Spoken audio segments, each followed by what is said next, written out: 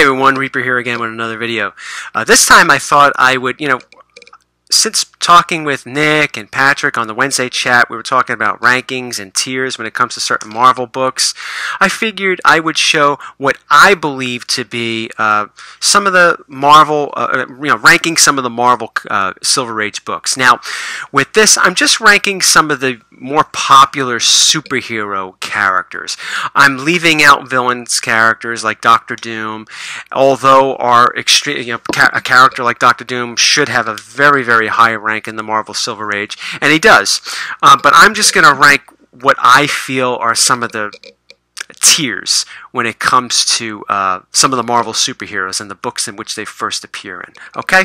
Now, for me, I know some people may have some of these books on their list. Some of them may not agree with this list, but once again, let me reiterate, this is just my opinion on what I think are the rankings for some of these Marvel superheroes. And I have 4 tiers, okay? And sometimes these change, as I will explain.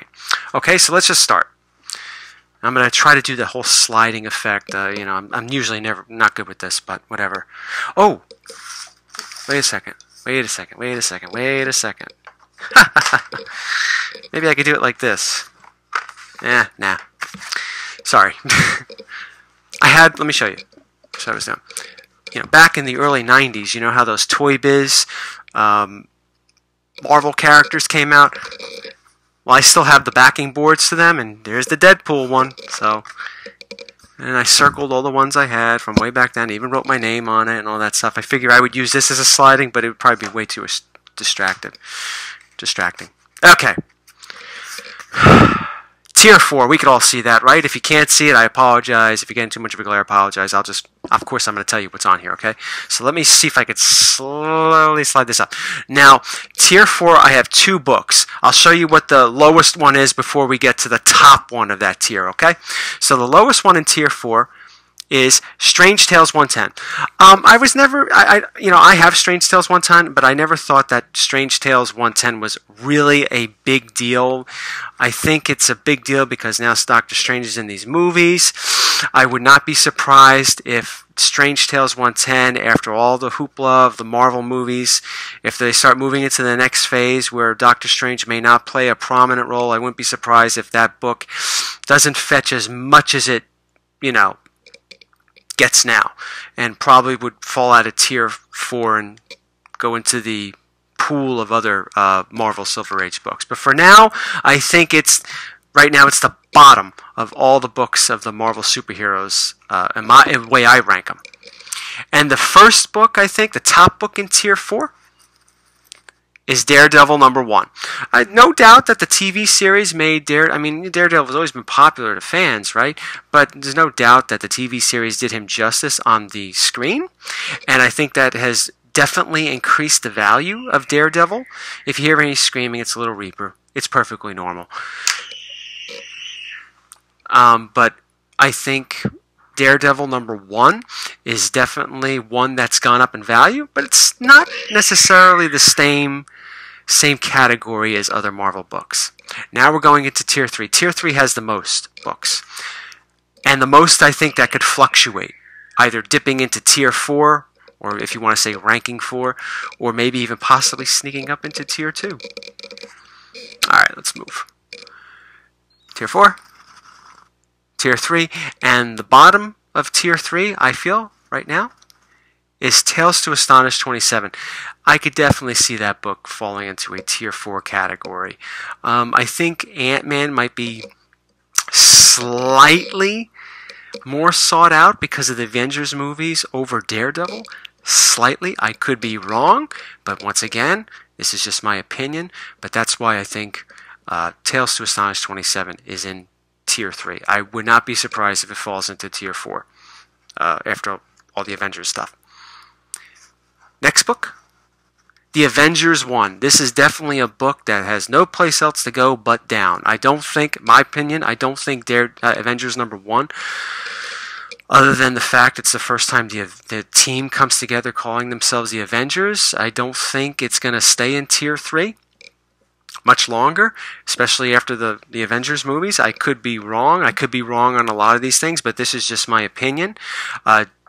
Don't take any of this to heart. Don't, try not to get too offended by some of this, but I just don't think Avengers #1 has a whole lot going for it compared to other Marvel Silver Age books that are on this list, that they're higher on this list. It's just my opinion. I think I'm right. Okay, now here's a book that I think, because of all the talk and all that stuff, can probably move up. It probably will move up. X-Men #1. X-Men, why would it move up?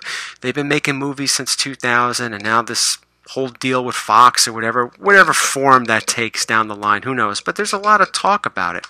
And not only that, the X-Men are very popular. Okay, it's always going to be a sought-out book. Cyclops is a popular character. The team, the X-Men, are popular. Magneto's popular. So X-Men #1 does have a lot going for it. And the top-ranking book on Tier 3, which I think is going to go down, Journey into Mystery 83. Thor, no doubt, is a popular character, but I don't see too much for him after the movies. I think they already made the 3 Thor movies, and the Avengers, I think, is going to conclude Thor's story. Who knows? He might cameo in other Marvel movies, or they may reboot it. Don't know, but I don't think Journey into Mystery is going to hold the top spot in Tier 3. I'm not saying it's going to fall out of Tier 3, but I just don't think it's going to hold the top spot. I would not be surprised in time X-Men overtakes it. Now we're getting into Tier 2. Now, in Tier 2, I think I have 3 books. So let's just slide this up a little bit. So far, so good, right? Tier 2, the bottom on Tier 2 is Tales of Suspense 39. I think it's a book that definitely holds a lot of value, but I do think it's going to slip a little. Because I think Iron Man's story is going to conclude. I'm not saying that I think he's going to die in the Avengers movies or anything like that. I don't know, and that whatever. But I just think that I think his story is coming to a close. I don't see him playing a major character in movies to go. Unless they recast the part and they want to keep Iron Man around longer, it's one thing. But there's only so much I think Tales of Suspense is going to go. But I do see that maybe one day slipping into my version of Tier 3. Tier 2, definitely a book that's a Fantastic Four 1 that's going for crazy prices. If you watch Nick's Got to Have, some of the super low grades, 1.8 was it, 1.5s are selling in excess of thousands of dollars. And some may feel that Fantastic Four #1 is a Tier 1 book. I don't think so. I think it's definitely the first Marvel book, but to me, it doesn't make it a Tier 1 book. I don't think Fantastic Four are as popular as some other books, but I definitely think it's a sought-out book, and it's going to be even more sought out as, once again, the same mystery surrounding X-Men and the Fox deal. Because let's be realistic. These movies, we talk about value. Oh, I'm a collector. I collect for just collecting. Well, yeah, okay. But I think the movies definitely drive the value of these books up. Of course, the age and the things that are going on in comics also drive the value of the books up too. But the movies I think, are one of the big driving forces. Of why these books are spiking in price, why they're keeping their value, why some of them go down in value, more so than ever in comic book history, in such a short amount of time too. So the #1 book in Tier 2 is none other than Amazing Spider-Man 1. Like I said on the recent chat with Nick, I'll show you the Tier 1 in a moment. Like I said recently in the recent Wednesday night chat with Nick, I think the reason why Amazing Spider-Man #1 is soaring in value, and we're talking value now, okay? I think it's because a lot of people now feel that Amazing Fantasy is moving out of their price range, and I think it has. I mean, if you, once again, you follow some of those eBay auctions, 2s, 2.0s are going for $14,000. So what does that leave you? That leaves you with a 0.5, a 1, a 1.5 that are anywhere between 8 and 10,000, 11,000. So you want to spend that kind of money on a 1, a 1.5? Some people say, well, no, I don't. or I don't have the money, or whatever. Some people say, yeah, sure, but whatever. But I think it's because of things like that it's the driving force why Amazing Spider-Man #1 is going up in value. Because someone could say, hey, you know, I have some money to spend. I don't necessarily have to have the nicest copy, but I just can't afford a decent looking copy of Amazing Fantasy 15. So what's the next best thing for the Spider-Man fan? Well, Amazing Spider-Man 1 is. And that's getting up in value because it does have some things going for it. It's a #1 issue. It's his second appearance. It retells his origin. I think the driving force of Amazing Spider-Man 1 is because some people just can't afford or just won't spend a certain amount of money on Amazing Fantasy 15. So that's the next best book, I think, for the Spider-Man fan. And it's a book that's constantly climbing. It really is. So one day that's going to be the next best book to get. Is probably going to be Amazing Spider-Man 2. So now let's go to Tier 1 and let's finish up this video. There are 2 books, and I think you can pretty much figure it out. The first book in Tier 1 is Incredible Hulk 1. It's a rare book.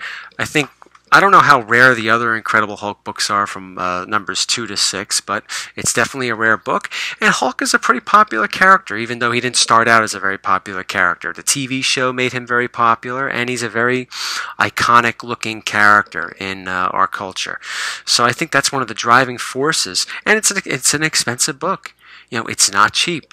It's not cheap. I think a 3.0 recently. Some people say, oh, hey, you know, when it comes to getting the Marvel books, you know, the one that I think, the really, really big one that I think is the most, that is probably within my range is Incredible Hulk. Well, a 3.0 usually goes for about 10 grand, maybe a little less. Some have sold for that price, so I don't know how affordable that is to some people. Maybe it is to others, but it's definitely a book it's no joke. It's definitely no joke. I think 10 grand for a 3.0 is insane, though, to be quite honest. I think one recently sold on eBay for around that price, or 9 grand, 10 grand. That's unbelievable. It's incredible. And the #1 book in Tier 1, bar none, is Amazing Fantasy 15. Spider-Man is Marvel's answer to Superman. He is their flagship. Even though the Fantastic Four started the Marvel Universe, even though Captain America has been in the Marvel Universe since the 40s, none can compare to Spider-Man. That's why it holds the top rank in the Marvel heroes when it comes to Marvel superheroes. Thank you for watching again, and more videos to come. Take care.